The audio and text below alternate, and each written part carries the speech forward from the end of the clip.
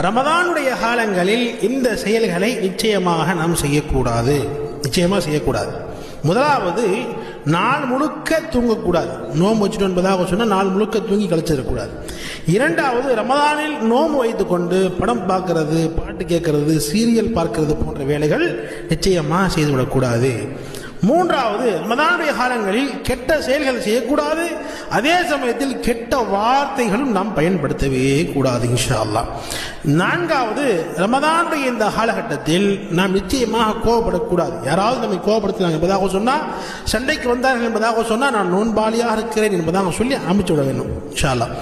ஐந்தாவது, ரமதானுடைய காலங்களில் தொழுகாமல் ஒருபோதும் இருந்து விடவே கூடாது. நோன்பு வச்சுட்டு தொழுகாமல் நாள் பூரா தூங்கிட்டு என்பதாக சொன்னால் அது பெரிய முசிபத்து தான். எனவே நோன்பு வைத்துக் கொண்டு தொழுக வேண்டும், தொழுகாமல் இருக்கவே கூடாது. ஆறாவது, ரமதானுடைய காலங்களில் குர்ஆன் ஓதாமல் இருக்கவே கூடாது. நிச்சயமாக குர்ஆன் ஓத வேண்டும், புரியுதுங்களா? குர்ஆன் ஓதாமல் இருக்கக்கூடாது, மாறாக நிச்சயமாக அதிகமாக குர்ஆனுடைய திலாவத் நாம் செய்து கொண்டே இருக்க வேண்டும்.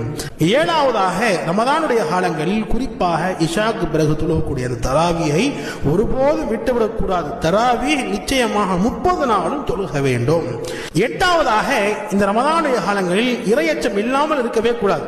இறையச்சத்தோடு இருக்க வேண்டும், பயபக்தியோடு இருக்க வேண்டும். நிச்சயமாக யார் இந்த ரமதானுடைய காலங்களில் அல்லாஹ்வை பயந்தவர்களாக, அல்லாஹ்விடத்தில் நன்மையை எதிர்பார்த்தவர்களாக நோன்பு வைக்கிறார்களோ அவர்களுடைய முன் சென்ற பாவங்கள் மன்னிக்கப்படுகின்றது என்பதாக நபிகள் நாயகம் ஸல்லல்லாஹு அலைஹி